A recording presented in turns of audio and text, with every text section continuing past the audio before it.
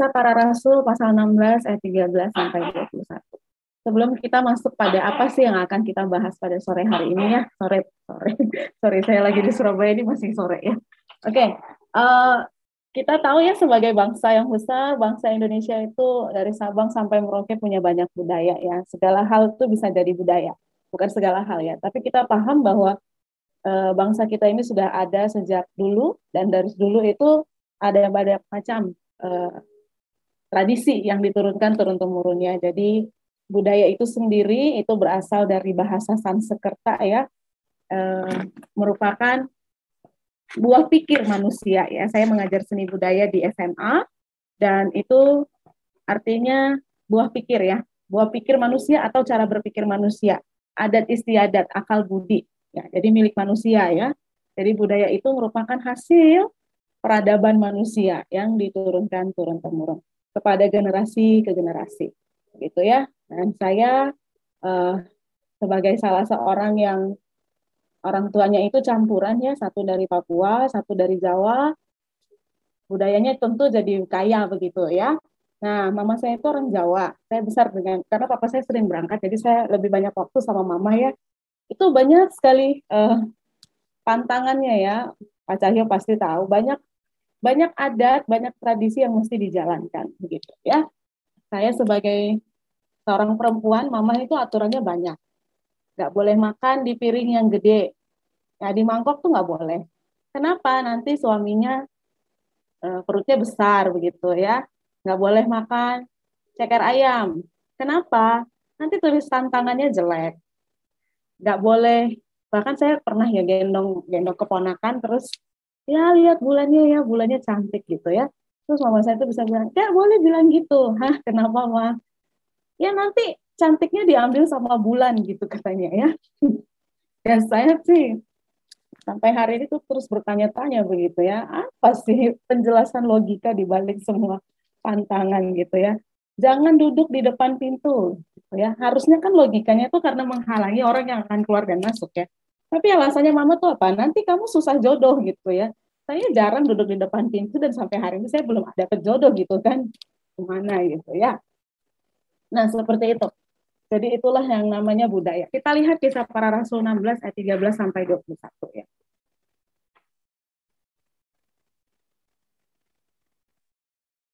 Oke. Ini ayat 13. Bentar, saya kecilkan dulu saya. Ini ayat 3, ayat 13. Ada dalam perikop ini, cerita ini ya, sebenarnya ada dua perikop. Ada terjadi dua hal ya, dua hal yang menggembirakan dan yang sebaliknya begitu ya. Dan ini berkaitan dengan perempuan gitu ya. Ini kita bukan bicara soal feminisme atau gender gitu ya. Dari masalah budaya kok dari masalah feminisme begitu. Enggak. Tapi ada dua hal yang terjadi yang dialami oleh Rasul Paulus pada saat itu. Mari kita lihat sama-sama di ayat 13 sampai 15. Ada satu hal menggembirakan. Pada hari Sabat, kami keluar pintu gerbang kota. Kami menyusur tepi sungai dan menemukan tempat sembahyang Yahudi yang sudah kami duga ada di situ. Setelah duduk, kami berbicara kepada perempuan-perempuan yang ada berkumpul di situ. Ya, dilihat ya, perempuan-perempuan yang ada berkumpul di situ. Jadi Paulus sedang melakukan pemberitaan Injil.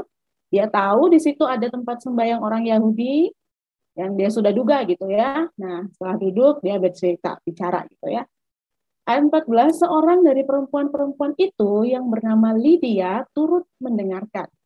Ia seorang penjual kain ungu dari kota Tiatira yang beribadah kepada Allah.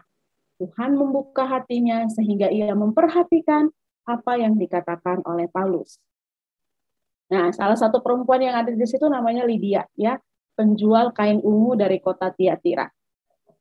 Sesudah ia dibaptis bersama-sama dengan seisi rumahnya, ia mengajak kami. Katanya, jika kamu berpendapat bahwa aku sungguh-sungguh percaya kepada Tuhan, marilah menumpang di rumahku. Ia mendesak sampai kami menerimanya. Nah, ini hal yang menyenangkan pertama ya.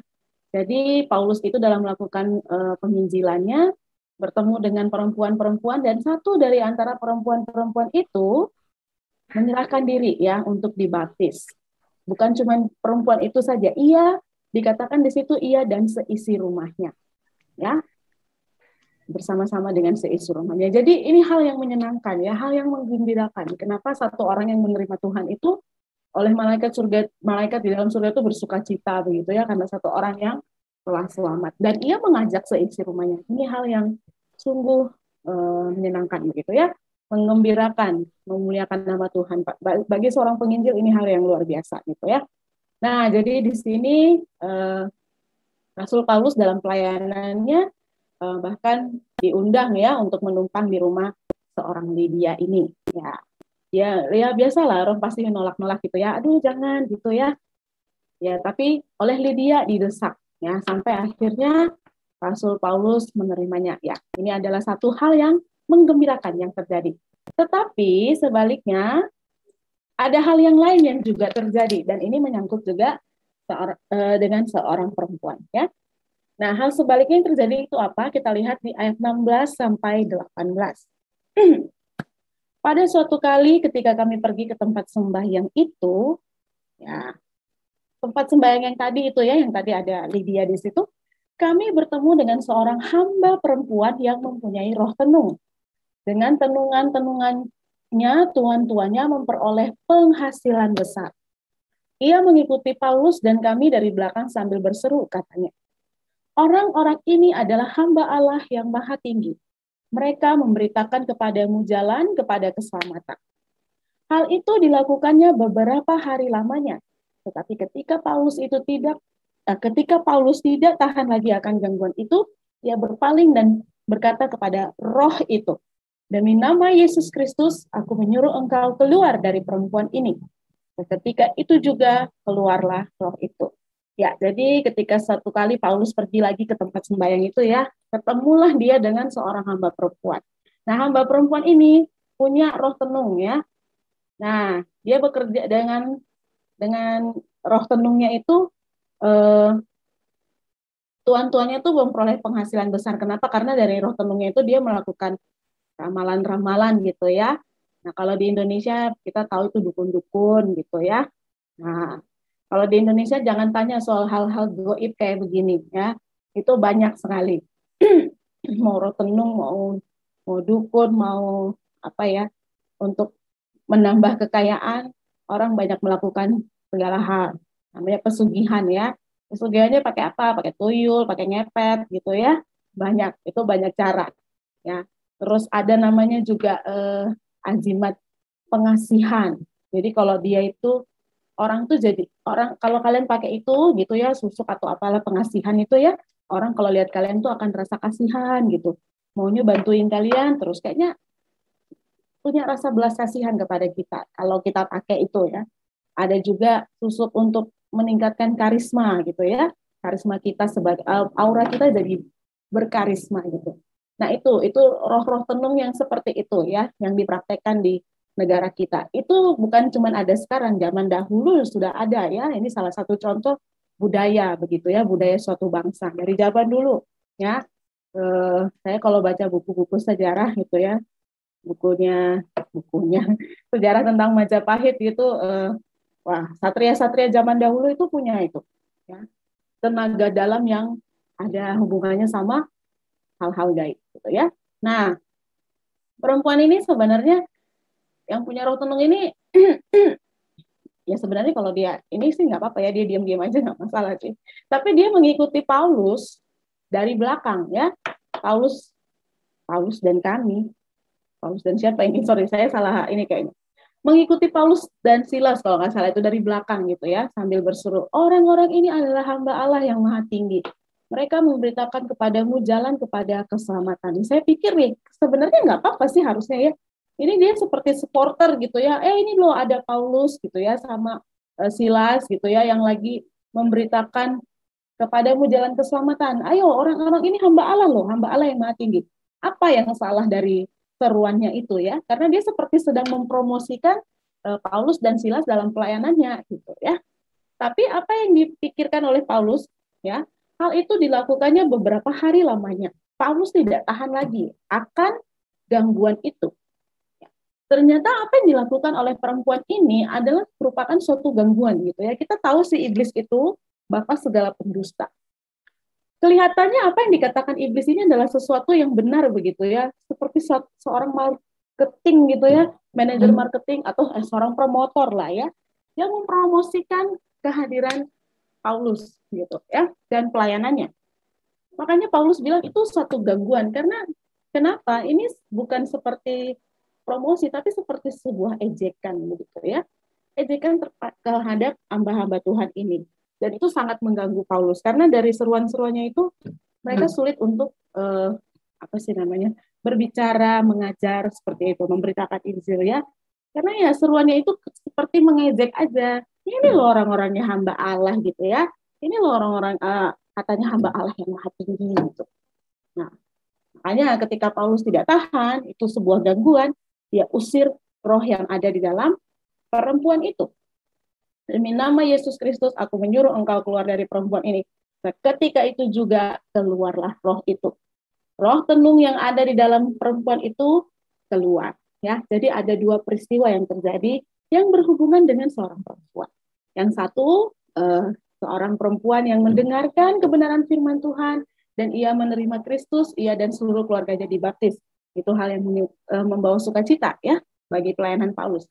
Tetapi sebaliknya berhubungan dengan seorang perempuan juga, dia bertemu dengan perempuan yang mempunyai roh tenung dan itu mengganggu pelayanan Paulus gitu ya, sehingga Paulus Paulus harus mengusir roh tenung itu keluar dari perempuan itu. Perhatikan ayat 16 ya. Dengan tenungan-tenungannya, tuan-tuannya memperoleh penghasilan besar. Berarti perempuan yang, ya kalau zaman sekarang namanya indigo ya, anak-anak indigo itu, nah perempuan indigo itu bisa memberikan penghasilan yang besar bagi tuan-tuannya. Kita lihat sisa ayat selanjutnya, 3 ayat selanjutnya ya. Dampaknya apa? Nah, kan ketika sudah diusir itu roh keluar dari si perempuan itu kan sudah lah ya. Akhirnya perempuan itu seharusnya jadi perempuan yang merdeka ya. Kalau dia terima Kristus itu lebih baik lagi gitu ya. Dia jadi perempuan yang merdeka, tidak di bawah kuasa setan lagi. Nah, ketika tuan-tuan perempuan itu melihat bahwa harapan mereka akan mendapat penghasilan banyak, mereka menangkap Paulus dan Silas, lalu menyeret mereka ke pasar untuk menghadap penguasa. Ayat 20, setelah mereka membawa keduanya menghadap pembesar-pembesar kota itu, berkatalah mereka, katanya, orang-orang ini mengacau kota kita ini, karena, nah ini saya lupa garis bawahi dan beri bold ya, karena mereka orang Yahudi. Jadi itu orang-orang gitu ya, diseretlah si Paulus dan Silas ini ke pasar menghadap penguasa, lalu berteriak gitu, orang-orang ini udah bikin kacau kota nih, karena mereka orang Yahudi. Rasis gitu ya. Udah bikin kacau kota kita, mereka nih orang-orang Yahudi nih. Nah, itu sudah rasis. Dan mereka mengajarkan adat istiadat yang kita sebagai orang Rom tidak boleh menerimanya atau menurutinya. Mengajarkan adat istiadat apa? Kita lihat ya di ayat tadi ya. Di ayat 13 tadi ya. Pada hari Sabat, pada perempuan. Kami berbicara kepada perempuan-perempuan yang ada di situ. Sehingga ia memperhatikan apa yang dikatakan oleh Paulus. Jadi apa sih yang dikatakan oleh Paulus?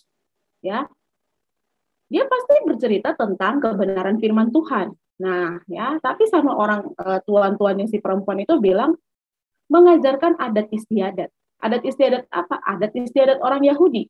Orang Yahudi punya adat istiadat apa gitu ya? Ya kita bisa bacalah di Alkitab itu mereka punya adat istiadat tradisi turun-temurun.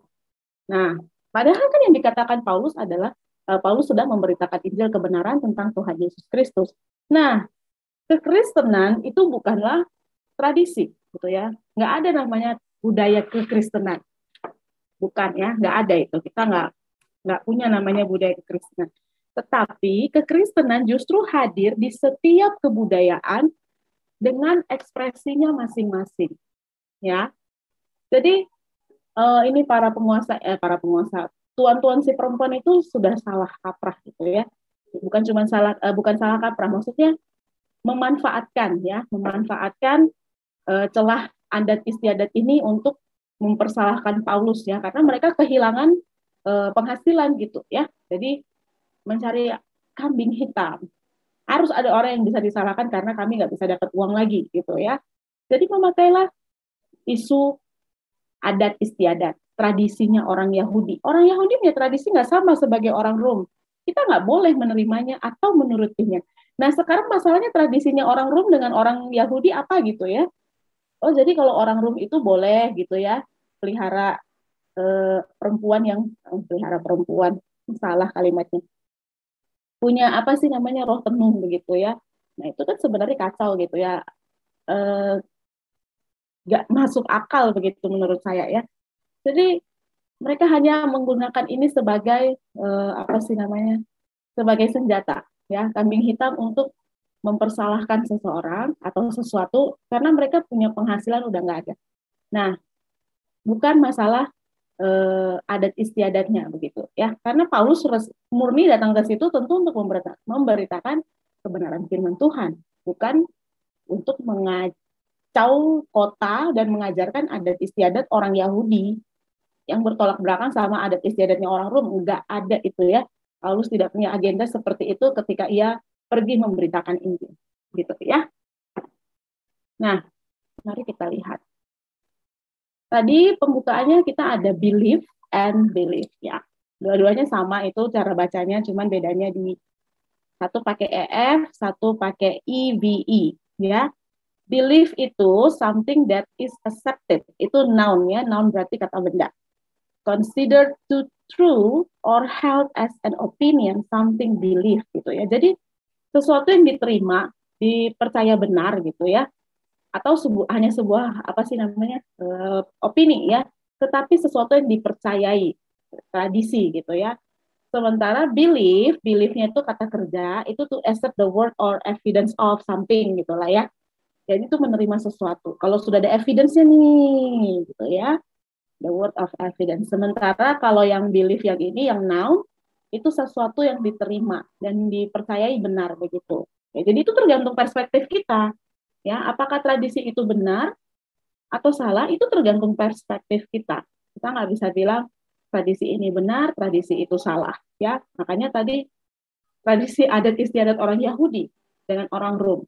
Orang seharusnya kita nggak bisa bilang itu benar atau salah ya, karena itu perspektif masing-masing orang. Begitu. Ya. Nah, ini ya, saya minta tolong ada yang bisa bantu bacakan ya dari ayat-ayat yang sudah ada di sini. Kita akan melihat tradisi dalam dasar katanya sebagai paradosis. Ini ada 4 ayat di sini. Ada yang dalam pengertian negatif dan pengertian positif. Boleh tolong bantu saya untuk bacakan ke-4 ayat ini ya. Satu orang 1 ayat aja ya, jangan borong 4-4-nya. Kita akan lihat pengertian tradisi atau paradosis ini dalam pengertian negatif. Silakan satu orang bacakan Markus 7 ayat 13 dan satu orang lagi Kolose 2 ayat 8. 7 ayat 13. Dengan demikian firman Allah kamu nyatakan tidak berlaku demi adat istiadat yang kamu ikuti itu. Dan banyak hal lain seperti itu yang kamu lakukan. Silahkan. Terima kasih Miss Injil. Kolose 2 ayat 8.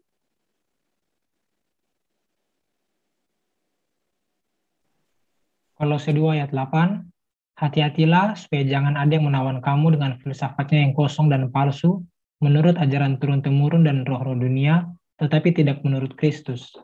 Nah, itu ya. Jadi tradisi atau paradosis dalam pengertian yang negatif itu yang bukan berasal dari firman Tuhan ya, yang bukan berasal dari Kristus. Yang turun-temurun iya dari nenek moyang kita, yang seperti saya ceritakan di awal-awal tadi ya. Bahkan kadang kita lebih mementingkan tradisi nih.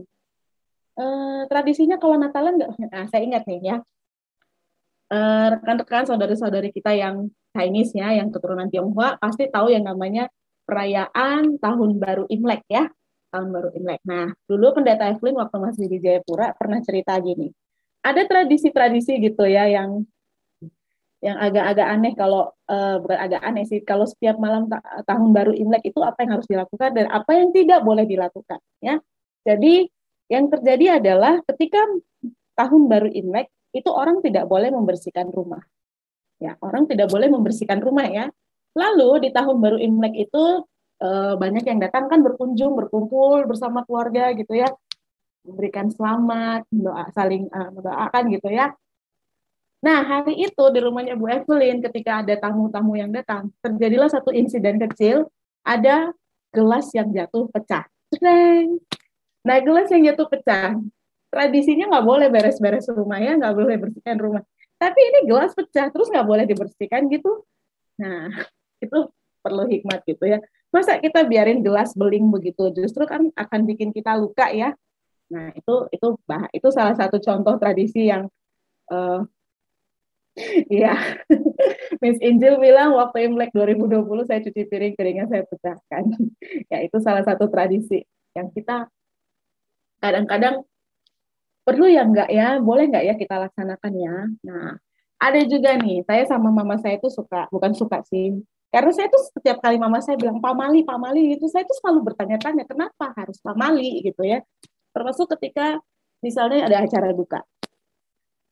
Oke, oke lah kalau hari ini meninggal, terus oh ya bikin 3 harinya, 3 harinya. Oke, saya masih bisa terima kalau 3 harinya ya. Ya 3 harinya itu tandanya kita masih menghibur keluarga yang berduka, apalagi kalau jenazahnya baru dimakamkan. Menurut orang Jawa tuh ibadah pemakaman tuh bisa berhari. Nah, kemudian ada lagi istilahnya 7 harinya. Hah? 7 hari. Nah, 7 hari. Saya masih bingung. 40 hari. 40 hari. 100 hari. Nah, paling puncaknya tuh 1000 hari. Jadi, itu budaya, itu tradisi. Kenapa mah harus begitu? Tapi penjelasan mama saya itu nonsense gitu ya, nggak make sense gitu ya. Saya sebagai seorang yang apa ya, kenapa harus begitu gitu loh? Kenapa harus 3 hari? 3 hari oke lah kalau malam penghiburan. 7 hari, 40 hari. Mama saya tuh ceritanya gini, kalau 3 hari nak itu dia arwahnya ya masih ada di dalam rumah. Nah, ya, terus kalau 7 hari itu dia sudah di luar rumah. Kalau di luar rumah tuh di depan gang begitu ya, tapi masih dalam kompleks rumah. Kalau 40 hari, ya 40 hari dia udah di mata jalan di bawah situ. Saya apa sih ini gitu ya? Itu pengertian yang ya itu tradisi yang dengan pengertian yang negatif ya. Jadi apa gitu ya? Kan nggak make sense gitu. Oke lah kita kalau mau ibadah pengucapan syukur atau apa gitu karena orang yang kita kasihi sudah kembali pada Bapa, kita berterima kasih karena apa yang ia titipkan pada kita diambil kembali gitu ya. Itu oke lah, tapi kalau sampai penjelasannya kayak gitu kan aneh gitu ya. Ya, itu adalah pengertian tradisi yang negatif ya. Ketika kita menempatkan tradisi itu lebih tinggi daripada kebenaran itu sendiri, lebih tinggi daripada firman Tuhan. Sampai-sampai harus dibela-belain gitu ya. Ya, kita tahu ya di Indonesia banyak suku budaya, ada suku-suku yang lebih mementingkan begitu ya perayaan tradisi, terutama tradisi-tradisi untuk merayakan kepergian seseorang gitu ya, kepulangan seseorang kepada penciptanya gitu ya. Itu nabungnya setengah mati hanya untuk acara itu. Nah, itu perlu kita pikirkan begitu ya. Itulah tradisi yang diturunkan turun-temurun. Ya, tapi itu tradisi mau gimana lagi gitu ya. Perlu dipertimbangkan gitu ya.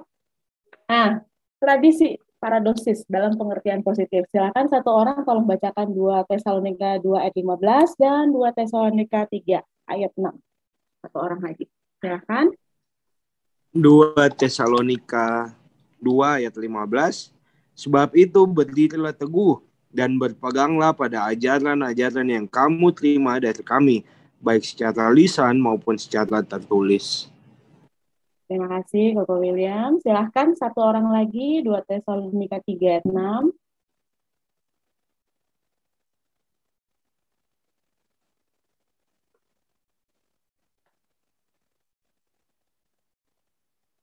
Ada yang bisa bantu saya? 2 Tesalonika 3 ayat 6. 2 Tesalonika 3 ayat 6. Tetapi kami berpesan kepadamu, saudara-saudara, dalam nama Tuhan Yesus Kristus, supaya kamu menjauhkan diri dari setiap saudara yang tidak melakukan pekerjaannya dan tidak menurut ajaran yang telah kamu terima dari kami. Terima kasih Dian. Ya, jadi dalam pengertian positif ada ajaran-ajaran yang benar yang diajarkan turun-temurun pada kita ya. Dan kalau kita baca firman Tuhan ini, yaitu ajaran kebenaran gitu ya. yang disampaikan kepada kita.